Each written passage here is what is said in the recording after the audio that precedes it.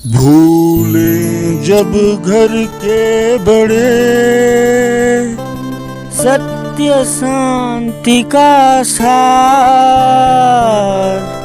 धर्मराज का धर्म भी फंसे बीच मझधार। अगर आप किसी मेले में जाते हो और वहाँ सिर्फ घूम फिर कर आ जाते हो, कोई झूला नहीं झूलते, तो उस मेले में जाना आपके लिए बेकार हुआ। उसी तरह इस जिंदगी में आप आए हो और बिना कुछ लक्ष्य के प्राप्त किए चले जाते हो, बिना लक्ष्य तय किए ऐसे ही जिंदगी जिए और चले गए, तो यहाँ भी आने का कोई फायदा नहीं है आपको। मेला गए और झूला नहीं झूले तो क्या फायदा। उसी तरह जिंदगी में आए और लक्ष्य प्राप्त नहीं किए, क्या फायदा। वो मेला और उस मेले की चकाचौंध आपको कांटे की तरह चुभेगी। इस जिंदगी में आप आए और यहाँ कुछ भी प्राप्त नहीं किए, इस दुनिया को कुछ भी दे के नहीं गए, तो ये दुनिया भी आपके लिए केवल और केवल दुख का कारण ही बनकर रह जाएगा। एक बात याद रखना कि हर पतंग को एक दिन कचरे के डिब्बे में जाना होता है, लेकिन उससे पहले आसमान को छू के दिखाना होता है। और आज की इस कड़ी में हम B.R. चोपड़ा के महाभारत के एपिसोड 62 आदर्श वाक्यों को, जिससे आप कुछ सीख सकते हैं, उनकी चर्चा करेंगे, जिसको मैं अनमोल वचन कहता हूँ।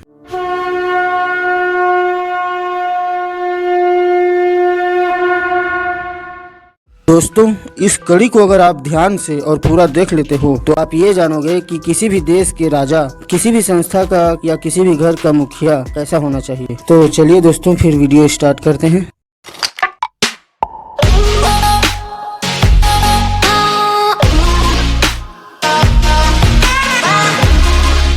राजनीति का आधार कर्तव्य का ज्ञान है, और कर्तव्य दूसरों के अधिकारों को प्रणाम करके उन्हें स्वीकार करने का नाम है। राजा का अधिकार प्रजा का कर्तव्य है और प्रजा का अधिकार राजा का कर्तव्य है, अर्थात ये यात्रा दोनों दिशाओं में होती है। इसका मतलब ये है दोस्तों कि किसी भी राजा का कर्तव्य है कि वो अपने प्रजा का ख्याल रखे, उसको किसी भी तरह का परेशानी न होने पाए, ये राजा का कर्तव्य है। या किसी भी प्रधानमंत्री का ये कर्तव्य है कि देश के नागरिकों को कोई समस्या न हो, देश को आगे लेकर जाए, ये राजा का कर्तव्य है ना। लेकिन किसी भी देश के नागरिकों का भी यही कर्तव्य है कि राजा को किसी तरह का समस्या न हो।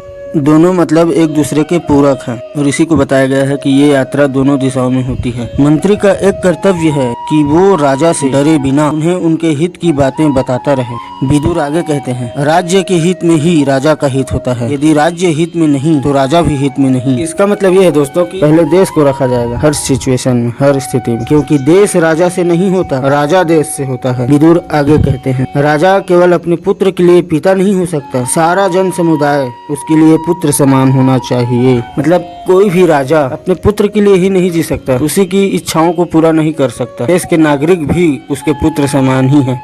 अगर किसी राजा का पुत्र ऐसी चीज को पाने के लिए जिद करे जिससे प्रजा को किसी तरह का नुकसान है, तो वहाँ राजा का कर्तव्य है कि वो अपने पुत्र को वो चीज ना दे, बिल्कुल मना कर दे। ये राजा का परम कर्तव्य है। जो समाज अपने चिंतकों को अकेला छोड़ दे, उस समाज की आयु कितनी होगी। किसी भी समाज के शुभ चिंतकों को अकेला नहीं छोड़ना चाहिए, त्यागना नहीं चाहिए, क्योंकि शुभ चिंतकों को त्यागने से समाज का भी अंत हो जाता है। गांधारी कहती है, यदि पत्नी अपने पति से भी अपने दिल की बात ना कहे तो किससे कहे। गांधारी कहती है, एक बार राजा बनकर देखिए और वो निर्णय लीजिए जो एक राजा को शोभा देता है। तो उसको हम अपने जिंदगी में भी उतार सकते हैं कि कुछ भी गलत करने से पहले ये सोचें कि एक श्रेष्ठ व्यक्ति को ये काम शोभा देगा या नहीं।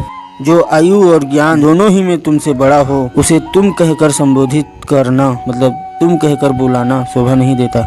और कोई जब पिता से कुछ कह रहा हो तो बीच में बोल पड़ना पुत्र की असभ्यता को सिद्ध करता है, मतलब वो पुत्र असभ्य है, बदतमीज है। आदर किसी पिता के पुत्र की धरोहर नहीं, आदर व्यक्ति की संपत्ति होती है। इसका सीधा मतलब यही है दोस्तों कि हर इंसान आदर का अधिकारी होता है, वो चाहे भिखारी ही क्यों न हो। हर उस इंसान की इज्जत करनी चाहिए, आदर करनी चाहिए जो आपका कुछ बिगाड़ा नहीं हो, कभी किसी भी तरीके से आपका कुछ बिगाड़ा न हो। हर वो इंसान आदर का पात्र होता है, और वो चाहे भिखारी ही क्यों न हो। वो भिखारी जरूर है, लेकिन वो आपकी जिंदगी में तो कोई असर नहीं डाल रहा है ना। बात की बेइज्जती कभी मत करना अगर कोई आपका कुछ बिगाड़ा न हो। अंत में कृष्ण भगवान कहते हैं कि जब दो सेनाएं युद्ध करती है तो उसमें से एक की पराजय तो निश्चित है। अंत में एक बात मैं आपसे कहना चाहूंगा दोस्तों कि इस चैनल से अगर आपको कुछ भी सीखने को मिल रहा हो, वैल्यू मिल रही हो, तो चैनल को सब्सक्राइब कर लीजिए, बेल आइकन को हिट कर लीजिएगा। अगले वीडियो में मिलते हैं, तब तक के लिए धन्यवाद, नमस्कार, जय हिंद।